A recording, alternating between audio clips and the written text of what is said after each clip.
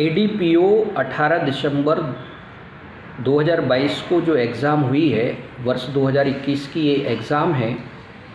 इसमें section A जो आपका आता है वो सामान्य अध्ययन से आता है। इसके 50 प्रश्न पूछे जाते हैं इसमें आपसे, और इन प्रश्नों का जो इस बार स्तर है वो काफ़ी स्तरीय है, और मध्य प्रदेश विशेष से करीब प्रश्नों की जो संख्या रही है वो 50 प्रश्नों में आधी संख्या है, लगभग 24 क्वेश्चन इससे पूछे गए हैं। तो मैं आपको एक एक करके सारे क्वेश्चंस के आंसर्स आपसे डिस्कस करता हूं। पहला क्वेश्चन आया था, बाण सागर जल विद्युत परियोजना किस नदी पर अवस्थित है? तो आप जानते हैं कि सोन नदी पर अवस्थित है, तो इसमें चारों जो ऑप्शन दिए थे उसमें से कोई भी सही नहीं है। इस प्रश्न को आप एलिमिनेट कर सकते हैं। दूसरा प्रश्न था कि निम्नलिखित में से कौन सा नवीकरणीय ऊर्जा संसाधन नहीं है? तो इसमें जो ज्वारीय ऊर्जा है, सौर ऊर्जा है, पवन ऊर्जा है, ये सभी लोग जानते हैं कि रिन्यूएबल एनर्जी सोर्स है, नवीकरणीय ऊर्जा से। डोलोमाइट एक खनिज है जो कि समापनीय संसाधन है, तो इसका उत्तर सी होगा। नहीं है पूछा, ये ध्यान रखना है, कई बार हमसे पढ़ने में गलतियां हो जाती हैं। नहीं है को है समझ लेते, है को नहीं है समझ लेते। तीसरा प्रश्न है, सतपुड़ा तापीय विद्युत केंद्र कहाँ अवस्थित है? तो ये लगभग मेरे ख्याल से सभी का सही होगा, ये सारणी में अवस्थित है, इसका विकल्प बी सही है। निम्नलिखित में से कौन सा युग्म सही सुमेलित नहीं है? एक जगह स्थान दिया है, दूसरी जगह जिला या स्थान दिया है, तो आपको इसमें सुमेल करना था। तो बी, सी और जो डी हैं विकल्प वो सही हैं। ए विकल्प इसमें गलत है। मैग्नीज जो है वो दमोह में नहीं पाया जाता है, वो बालाघाट में पाया जाता है, ठीक है ना। तो चौथे का आपका जो उत्तर है वो ए विकल्प सही है। निम्नलिखित में से कौन सा मध्य प्रदेश का प्रमुख कोयला क्षेत्र है? देखिए यहाँ पे ध्यान देना है, प्रमुख पूछा गया है आपसे, है ना। तो प्रमुख का मतलब ये है कि जहाँ से सबसे ज़्यादा प्रोडक्शन हो रहा हो, जहाँ पे सबसे ज़्यादा एनर्जी में उसका यूज़ हो रहा हो, ख़ासतौर से कॉमर्शियल एनर्जी में। तो इसका उत्तर आपका बी होगा सही, यानी सुहागपुर। जलवायु के अनुसार निम्नलिखित में से कौन सी अवधि द्वितीय ग्रीष्म ऋतु कहलाती है? तो ये उत्तर कॉमन है, सभी लोगों को आता है, आप लोगों को। इसका उत्तर सही है सितंबर अक्टूबर, और इसका विकल्प बी सही है। निम्नलिखित में से कौन सा प्रदेश काली मिट्टी के लिए जाना जाता है? सभी लोग जानते हैं, मालवा का पठार है। क्रिटेशियस काल में यहाँ पे बेसाल्ट लावा का उद्गार हुआ था, और उसके बाद इसको अपक्षय और अपर्दन, वेदरिंग और इरोजन की क्रिया से यहाँ पे काली मिट्टी का निर्माण होता है। इसको रेगुर मिट्टी भी कहते हैं। आठवां प्रश्न है, सतपुड़ा श्रेणी की पूर्वी सीमा पर निम्नलिखित में से कौन सी श्रेणी अवस्थित है? तो इसका उत्तर सही होगा सी। ए, बी और जो डी विकल्प हैं आपके वो विंध्यन श्रेणी के हैं, क्योंकि उसमें पूछा ही गया है सतपुड़ा श्रेणी की पूर्वी सीमा, है ना। तो ये आएगा मैकल। ये जो है आपका जो रीवा पन्ना पठार का रीजन है वहाँ पे ये फैला हुआ है। मैकल श्रेणी मध्य प्रदेश और छत्तीसगढ़ के सीमांत पर अवस्थित है। सॉरी, इसको मैकाल बोलेंगे, कैमूर नहीं। कैमूर विंध्यन का पार्ट है। तो इसका आठवीं का सी विकल्प सही है। नौवां प्रश्न है, धसान एवं बीना निम्नलिखित में से किसकी सहायक नदियां हैं? तो इसका उत्तर सही है डी। तो आप सभी जानते हैं धसान है, बीना है, जामनी है, ये सभी बेतवा की सहायक नदियां हैं। मध्य प्रदेश का सबसे कम औसत वर्षा वाला जिला है भिंड। भिंड में एक तहसील है गोहद, है ना, वो सबसे कम वर्षा वहाँ पे रिकॉर्ड की जाती है। तो 10वें का विकल्प ए सही है। 11वां अंतर्राष्ट्रीय ओलंपिक समिति का मुख्यालय कहाँ है? सभी लोग जानते हैं, बर्न, लोशाने, जिनेवा और ज्यूरिख दिया है, तो इसका लुशाने होगा। इसमें गलती से इन्होंने लोशान लिख दिया है, लेकिन आप उसका इंग्लिश पढ़ेंगे तो वो लुशाने है सही। 12वां प्रश्न है कि किस भारतीय महिला क्रिकेटर को पहली बार मेजर ध्यानचंद खेल रत्न पुरस्कार 2021 से सम्मानित किया गया? तो इसका उत्तर सी सही है, मिताली राज, है ना। आपको मालूम होगा कि मिताली राज जो है क्रिकेट में एक प्रकार से तेंदुलकर की तरह इनकी रिकॉर्ड है, काफ़ी लंबा इनका समय रहा है क्रिकेट का। 13वां प्रश्न है कि भारत में राष्ट्रीय खेल दिवस किस खिलाड़ी के जन्म दिवस पर मनाया जाता है? आप जानते हो 29 अगस्त को ये दिवस मनाया जाता है, मेजर ध्यानचंद का जन्म दिवस है ये, जिनको हॉकी का जादूगर कहा जाता है। शंगाई त्यौहार कहाँ मनाया जाता है, 14वां प्रश्न है। इसका उत्तर सही है मणिपुर, है ना। आप इसको पढ़ेंगे, ये पहले भी कई बार प्रश्न पूछा जा चुका है। भारतीय सेना की अग्निपथ योजना के अंतर्गत अग्निवीरों की नियुक्ति के लिए संशोधित आयु वर्ग क्या है। अब यहाँ ध्यान देना है, संशोधित आयु वर्ग पूछा गया है ना। तो इसका उत्तर अगर आप खोजेंगे, सर्च करेंगे तो सी आएगा, 17.5 से 23 वर्ष। 16वां प्रश्न है, यूजीसी के पूर्व अध्यक्ष प्रोफेसर डीपी सिंह को शिक्षा सलाहकार के पद पर नियुक्त किस राज्य सरकार ने दी। तो इसका उत्तर प्रदेश उत्तर सही है और इसका डी विकल्प आपका सही है। मशाई मारा राष्ट्रीय अभयारण्य किस देश में स्थित है, तो कीनिया में है। बेसिकली ये जो है आपका तंजानिया और कीनिया का जो बॉर्डर है वहाँ पे आता है ना। लेकिन अगर आप इसको डिटेल्स में पढ़ोगे तो ज़्यादातर भाग इसका कीनिया में आता है, तो ये सही है इसका उत्तर। 18वां प्रश्न है, मुख्यमंत्री श्रमिक सेवा प्रसूति योजना 2022 के अंतर्गत लाभान्वितों को कितनी प्रसूति हेतु सहायता दी जाती है। इस स्कीम को अगर आप डिटेल्स में पढ़ेंगे तो आपको इसका उत्तर बी मिलेगा, अधिकतम 2 जीवित जन्म के लिए, लिव बर्थ। एक होता है स्टिल बर्थ, यानी मरा हुआ जो बच्चा पैदा होता है उसको काउंट नहीं किया जाता है इसमें। जीवित जन्म यानी जीवित जो बच्चा पैदा होता है। तो इसका उत्तर 18वें का बी सही है। 19वां जो प्रश्न है, मध्य प्रदेश सिकल सेल अभियान का उद्देश्य जनजातीय समुदायों में किसकी जागरूकता का प्रसार करना है। अब देखो ध्यान से पढ़ो, यहाँ पे जागरूकता का प्रसार करना है पूछा है। तो आप अगर पीएम मोदी की साइट पे जाएंगे तो सीधा लिखा हुआ है हीमोग्लोबिनोपैथीज के प्रचार के लिए ये शुरू किया गया है ना, केंद्र सरकार का ये प्रोग्राम है। तो इसका उत्तर जो आएगा वो सी सही आएगा। कई बच्चों ने इसमें डी लगा दिया, ये कहलाता है प्रश्न की भाषा को ठीक से नहीं समझना और उसके कारण ये प्रश्न गलत। हालांकि ये प्रश्न थोड़ा सा टेक्निकल है ना, भाषा की दृष्टि से। 20वां प्रश्न है, सोवियत यूनियन के अंतिम नेता मिखाइल गोर्बाचेव का हाल ही में किस आयु में निधन हुआ था। बड़ा अच्छा क्वेश्चन था, इस पर लोगों का ध्यान नहीं था, जबकि ये बहुत विश्व की जानी मानी एक पर्सनालिटी है। तो अगर आप कैलकुलेट करोगे तो 1931 में इनका जन्म हुआ और 2022 में इनका डेथ होता है, तो घटा देंगे तो 91 वर्ष आ जाएगा। वैसे पत्रिकाओं में सीधा भी लिखा गया है 91 ईयर्स। तो इसका ए उत्तर सही होगा। मैं जो भी आपको उत्तर बता रहा हूँ वो सब ऑथेंटिसिटी है उसकी बहुत ज़्यादा, उसमें कोई भी त्रुटि नहीं है, स्रोतों के आधार पर मैं बता रहा हूँ। बहुत सारे लोगों ने जल्दबाजी में आंसर शीट बनाते हैं और उससे कई त्रुटियां हो जाती हैं। इन पूरे 50 प्रश्नों में एक प्रश्न ऐसा है जिसका उत्तर गलत है और एक प्रश्न ऐसा है जिसका उत्तर मिल नहीं रहा है। बाकी सभी प्रश्नों के उत्तर मैंने खोज लिए हैं और आपको उनके स्रोत भी बता सकता हूँ। 21वां प्रश्न है, भारतीय राष्ट्रीय कांग्रेस इंदौर शाखा के प्रथम अध्यक्ष कौन थे। तो इसका उत्तर सही है डी, अर्जुन लाल सेठी। तो यहाँ पे आपने देखा होगा 1921 में ये घटना हुई थी। आप इसको पढ़ोगे, आप थोड़ा सा, मेरा ये कहना है आप लोगों से कि आप ये जो सोर्स आप रीच आपकी जहाँ तक है, जैसे जो भी किताबें आप पढ़ रहे हैं, मैं उसका नाम नहीं लेना चाहूँगा यहाँ पे, उससे थोड़ा सा आपको आगे बढ़ना पड़ेगा और अपनी जो रीच है वो नए स्रोतों तक आपको ले जानी पड़ेगी। देखिए ये जो जितने भी स्रोत हैं एक प्रकार की ये पूंजी है, समझ गए ना। जैसे आप 2020 पढ़ते हैं ना बीए के लिए, ये उस तरह का पूरा कंटेंट है। इसमें आपको ना तो नए आंकड़े मिलेंगे ना नए तथ्य मिलेंगे और सारे कंटेंट में आप देखोगे 99% चीज़ें कॉमन रहती हैं। बस ये रहता है कि उसमें थोड़ा सा प्रेजेंटेशन बदल देते हैं, कोई डायग्राम बना दिया, एक्स्ट्रा फैक्ट्स आपको नहीं मिलेंगे। एक चीज़ और मैं यहाँ बताना चाह रहा हूँ कि आप जितनी भी किताबें पढ़ते हैं, ये जो प्रिंटेड मटेरियल है ये स्टैटिक हो गया है क्योंकि आप इसको रोज़ अपडेट नहीं कर सकते। तो विजिल आईएएस ने एमपी के लिए और बाकी चीज़ों के लिए डिजिटल नोट्स बनाए, आप इसको ई नोट्स भी कह सकते हैं। अब इसकी ये विशेषता है, जैसे सपोज दैट कि आप भील जनजाति का आपने पूरा पढ़ा, अब भील जनजाति में कोई भी चीज़ आपको नहीं पता चली, वहाँ पे आप जोड़ दीजिए तो आपका नोट्स हो गया डायनामिक।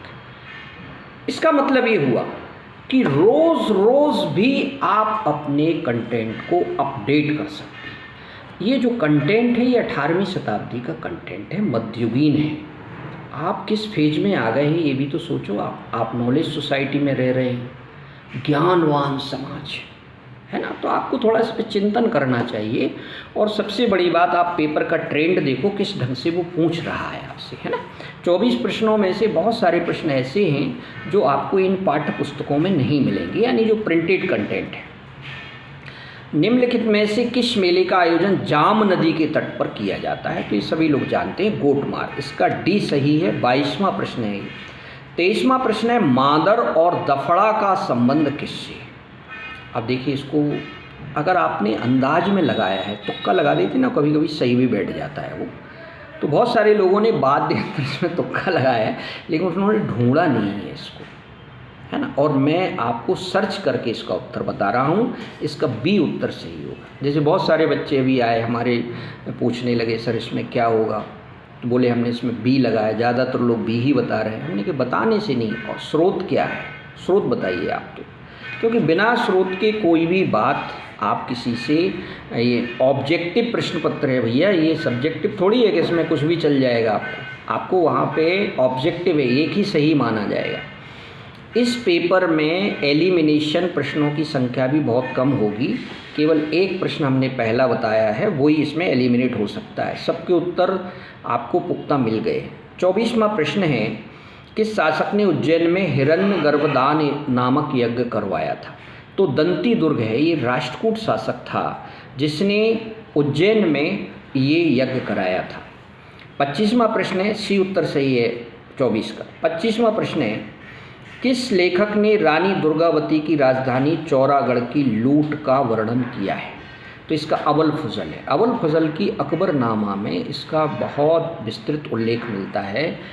ये भी आपको प्रिंटेड कंटेंट जो अभी हम बता रहे हैं उसमें नहीं मिलेगा आपको, है ना।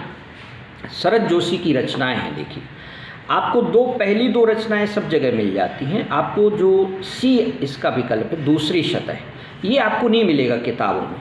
तो इसके ए बी सी उनकी रचनाएं हैं, युग चरण उनकी रचना नहीं है, यानी 26 में का डी उत्तर सही है। 27 में का कौन सी जनजाति लौह शिल्प में निपुण मानी जाती? बहुत बार पूछा गया, अगरिया जनजाति, यानी 27 में का ए प्रश्न, ए उत्तर सही है।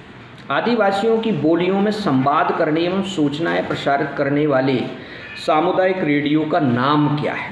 तो ये भी अगर आप खोजेंगे तो वन्या है, लेकिन ये जनरली इन किताबों में नहीं मिलता है।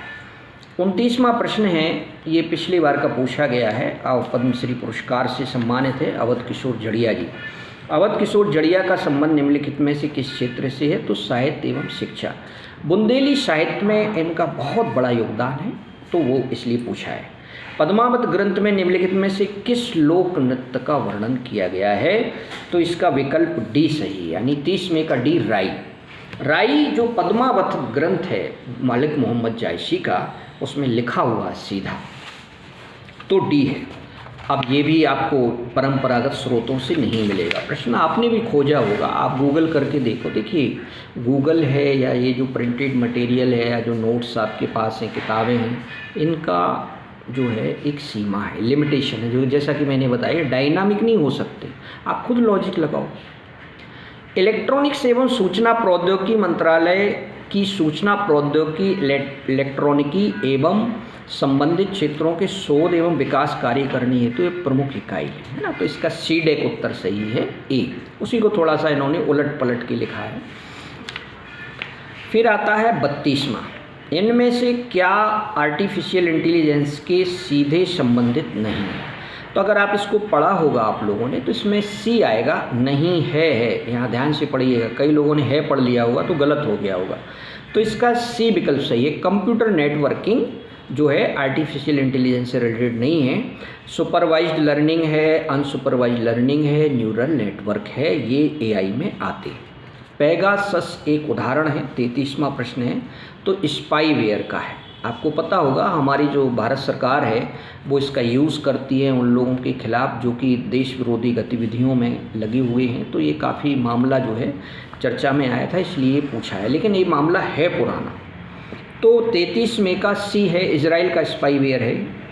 34वां प्रश्न है, भारत सरकार द्वारा क्लाउड कंप्यूटिंग की सरकारी आवश्यकताओं को पूर्ण करने के लिए किए जा रहे प्रयास का नाम है। तो देखिए यहाँ पे अगर आप ध्यान से पढ़ेंगे तो इसका मेघराज आता है। क्लाउड कंप्यूटिंग ये भारत सरकार का एक सर्विस है। इसमें बहुत सारे लिखे हुए हैं, ऐरावत है, बादल है, मेघदूत, कई बच्चों ने मेघदूत भी लगा दिया है अंदाज लगा के। तो इसका ए सही है। 35वां है, डिजिटल हस्ताक्षर को वैधानिक स्वीकृति किस एक्ट के द्वारा दी गई है? तो इंफॉर्मेशन टेक्नोलॉजी एक्ट 2000 के द्वारा इसको रिकॉग्नाइज्ड किया गया था, है ना। तो इसका उत्तर बी सही है। हम आपका ज़्यादा समय नहीं लेंगे, आपके पास वैसे भी समय नहीं है। 36, इंटरनेट पर डेटा के आदान प्रदान को सुरक्षित रखने के लिए प्रयुक्त तकनीक SSL का पूरा नाम क्या है? सिक्योर सॉकेट्स लेयर कहते हैं। इसका सी उत्तर सही है। 37वां प्रश्न है, निम्नलिखित में से क्या साइबर क्राइम का उदाहरण नहीं है? अब देखो फिर यहाँ पे नहीं है वाले बहुत सारे प्रश्न पूछे गए हैं। तो क्रिप्टोग्राफी नहीं है इसमें, है ना, यानी विकल्प डी सही है। डिनाइल ऑफ सर्विस है, फिशिंग है, स्पैमिंग है, ये सभी सही है। शिक्षा नीति के 3 प्रमुख उद्देश्य सिद्धांतों, पहुंच, समानता एवं गुणवत्ता प्राप्त करने के लिए भारत सरकार द्वारा प्रारंभ किए गए कार्यक्रम का नाम है। तो 38वां जो प्रश्न है उसका उत्तर सी सही है। स्वयं आप इसको सर्च करेंगे तो मिल जाएगा। 5G नेटवर्क में उच्च डेटा दर को सपोर्ट करने वाली स्पेक्ट्रम फ्रिक्वेंसी रेंज है। तो इसमें जो विकल्प तीनों दिए गए हैं वो तीनों नहीं है, है ना, क्योंकि ये शुरू ही होता है 5G 2.3 ऐसा कुछ करके गीगाहर्ट्ज से लेकर के, और ये करीब आपका 5 पॉइंट समथिंग तक जाता है। तो इसमें कोई भी विकल्प सही नहीं आ रहा है ना। तो यानी 6 जो गीगाहर्ट्ज से उससे ज़्यादा दिया है तो ये तो होगा ही नहीं, और बाकी में 1 गीगाहर्ट्ज दिया है, तो इसलिए सीधा सीधा रॉन्ग हो जाता है। इसको आप पढ़ेंगे तो आपको मिलेगा ये। तो 39 का डी सही है, उपयुक्त में से कोई नहीं। माइक्रो ब्लॉगिंग प्लेटफॉर्म का एक उदाहरण है। ये बिल्कुल सिंपल क्वेश्चन है। माइक्रो ब्लॉगिंग का मतलब ये होता है जिसमें आप कम शब्दों में कुछ अपनी बात कह सकते हैं। तो इसका सीधा सीधा आंसर आएगा ट्विटर, कोरा नहीं आएगा, है ना। कई बच्चे बोल रहे थे कि इसका सर कोरा आंसर होगा। 40 प्रश्न हो गए, 10 और रह गए, थोड़ा रुकिएगा। पंचायती राज दिवस कब मनाया जाता है? 24 अप्रैल को मनाया जाता है। सी उत्तर से 41 में का। लोकतांत्रिक विकेंद्रीकरण का अर्थ है 42वां। सभी विकल्प मिलते जुलते हैं। लोकतांत्रिक विकेंद्रीकरण का सीधा मतलब होता है कि स्थानीय संस्थाओं के पक्ष में शक्तियां हस्तांतरित करना। आप जानते हैं 73वां और 74वां संविधान संशोधन इसका उदाहरण है। उज्जवल जनजातीय संस्कार संबंधित है, ये अभी तक हमको मिला नहीं है, और जैसे ही मिलेगा तो हम अपने Telegram app vigil IAS Indore पर आपको अपडेट करेंगे। हमको जब पेपर मिला था तो 1 घंटे के अंदर हमने बहुत सारे क्वेश्चंस के सोर्स के फ़ोटो जहाँ से हमने लिए तो वो भी डाले हुए हैं। आप एक बार विजिट जरूर करिएगा vigil IAS Indore Telegram channel. राज्यपाल की नियुक्ति कौन करता है? सर आसान प्रश्न है, कक्षा 8 का है। सी राष्ट्रपति। 45वां प्रश्न है, किस अनुच्छेद में भारत के प्रत्येक राज्य के लिए राज्य विधानमंडल का प्रावधान किया गया है? ये परंपरागत प्रश्न आप पढ़ते ही होंगे। डी उत्तर सही है, अनुच्छेद 168। आकांक्षी विकासखंड प्रोग्राम मध्य प्रदेश में किस वर्ष शुरू किया? आसानी से नहीं मिलेगा। मध्य प्रदेश के ऑफिशियल साइट्स पर जाकर ही आपको ये मिलेगा, यानी राजपत्र टाइप के जैसे दस्तावेज जो होते हैं उस पर ही जाके मिलेगा। आप खोजोगे तो ज़रूर मिलेगा। कई जगह जब आप सर्च कर रहे होंगे तो जम्मू कश्मीर में भी इससे एक मिलती जुलती योजना शुरू की है, वो ज़्यादा दिखा रहा है ना। तो इसका बी उत्तर सही है, यानी 2018। मध्य प्रदेश के औद्योगिक उत्पादन में मूल्य के आधार पर खाद्य प्रसंस्करण उद्योगों का कितना हिस्सा है? ये इसका उत्तर सी सही है, 32। मध्य प्रदेश राज्य नीति एवं योजना आयोग की ऑफिशियल साइट्स पर जाओगे तो सीधा लिखा हुआ है।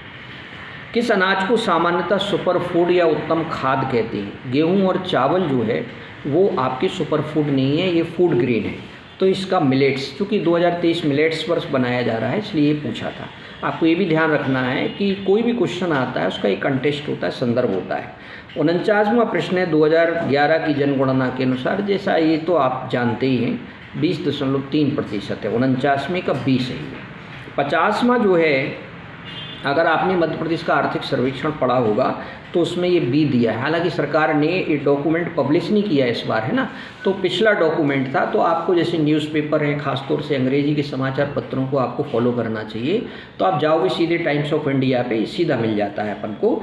और पहले जो इसके पहले जो हमारा पर कैपिटा इनकम था वो 58,421 था, और फिर ये बढ़ करके अब हो गया 63,345, यानी इसका बी सही है। जो उत्तर मैंने आपको बताए, इन उत्तर में आपको कहीं भी कोई कन्फ्यूज़न हो, आप मेरे से विद सोर्स डिस्कस कर सकते हैं। और मैंने इसमें पूर्ण सावधानी रखी है अपने उत्तर डिस्कशन में, और ताकि इससे हमारी प्रामाणिकता भी बनती है और आप लोग कंफ्यूज भी नहीं होते हैं।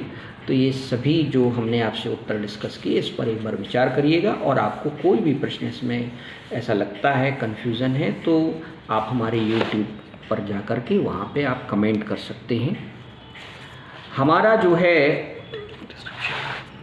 डिटेल्स डिस्क्रिप्शन जो है हमारा, ये पूरा जो है एक एक प्रश्न का हमने डिटेल्स दिया है। कम से कम 50-100 शब्दों में इसका जो है डिटेल्स है, वो हमारे आपको Telegram channel vigil IAS Indore पर मिल जाएगा। तो आप लोगों के साथ मैंने डिस्कस किया, थोड़ा सा विलंबित किया, लेकिन मैं ऑथेंटिसिटी का बहुत ध्यान रखता हूँ। मैं बिना स्रोत के कोई भी आपको बात नहीं करता हूँ। उज्जवल नहीं मिला है तो नहीं मिला है। ओके, तो थैंक यू सो मच। फिर आपसे कभी डिस्कस होगा। धन्यवाद।